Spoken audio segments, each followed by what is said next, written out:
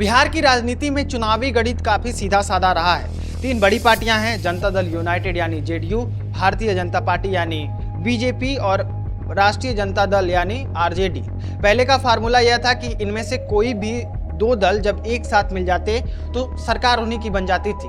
यह समीकरण सालों से चल रहा था, लेकिन इस बार 2025 के विधानसभा चुनाव में मैदान में एक ऐसे खिलाड़ी की एंट्री होती है जिसने पूरे खेल को उलझा दिया है। जी हाँ, यहाँ प्रशांत किशोर की बात हो रही है। प्रशांत किशोर के आने से पुराने सारे हिसाब किताब गड़बड़ा गए हैं और अब नतीजों का अंदाजा लगाना उतना आसान नहीं रहा है जितना पहले हुआ करता था। प्रशांत किशोर पर हम आगे बात करेंगे, पहले कुछ बिहार की राजनीति के बारे में जान लेते हैं। रिपोर्ट्स और आंकड़ों को देखें तो सच्चाई यह है कि यहाँ सारा खेल पिछड़ा और अति पिछड़ा वर्ग की गोलबंदी पर टिका होता है। सभी बड़ी पार्टियों की कमान पिछड़े या अति पिछड़े नेताओं के हाथ में है। एक तरफ इंडी यानी महागठबंधन तरह तरह के लोगों पर वोट कटवा होने का आरोप लगा रहा है, वहीं दूसरी तरफ वोटर लिस्ट यानी एसआईआर का विवाद भी चर्चा में है। कांग्रेस ने आरोप लगाया है कि वंचित वर्गों के मतदाताओं के नाम जानबूझकर लिस्ट से हटाए जा रहे हैं। उनका कहना है कि इस पूरे दौरान 89 लाख शिकायतें दी गई हैं, जिन्हें चुनाव आयोग ने गलत प्रारूप बताकर खारिज कर दिया है। दूसरी तरफ एनडीए के भीतर कुछ बातें सही नहीं चल रही हैं। चिराग पासवान सीटों को लेकर लगातार दबाव बनाए हुए हैं। हालांकि एनडीए ने साफ कर दिया है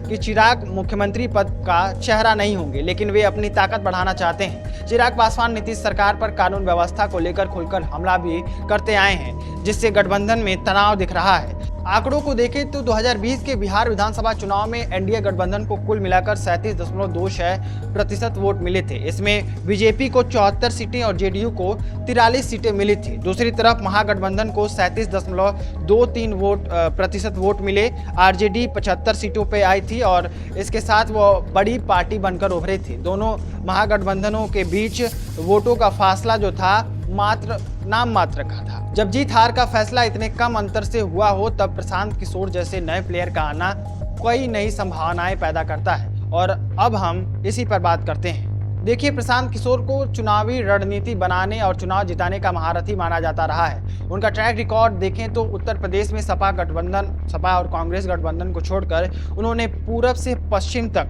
और दक्षिण से उत्तर तक कई राज्यों में अपनी पसंद की सरकारें बनवाई हैं और उसमें बड़ी भूमिका निभाई है। जब ऐसा मजा हुआ खिलाड़ी खुद बिहार के मैदान में उतर गया हो तो राजनीतिक पंडितों के लिए भी सिर खपाने वाली स्थिति बन गई है। प्रशांत किशोर की मौजूदगी ने यह लगभग तय कर दिया है कि इस बार तीनों में से दो के मिलने पर सरकार बनने वाला फॉर्मूला शायद ही कामयाब हो पाए।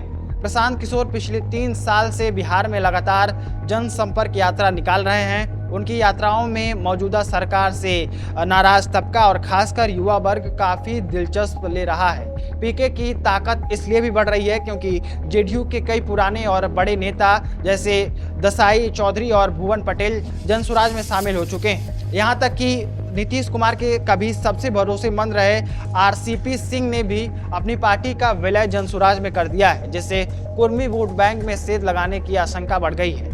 प्रशांत किशोर ने ऐलान किया है कि वे बिहार की सभी 243 सीटों पर उम्मीदवार उतारेंगे। ऐसे में यह साफ है कि वह एनडीए और महागठबंधन दोनों को नुकसान पहुंचाएंगे।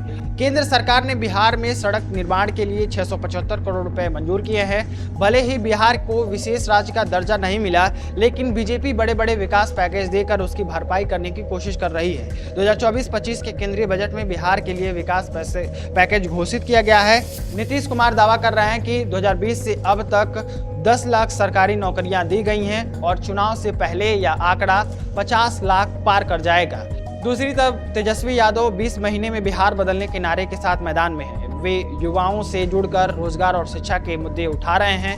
तेजस्वी काफी हद तक अपने पिता के कार्यकाल पर लगे जंगल राज के आरोपों की छाया से बाहर निकलने में कामयाब रहे हैं, लेकिन अभी भी उनके सामने कई बड़ी मुश्किलें हैं। प्रशांत किशोर की एंट्री ने इसे अलग ही रूप दे दिया है। चुनाव में अभी वक्त है और ऊंट किस करवट बैठेगा कहना मुश्किल है।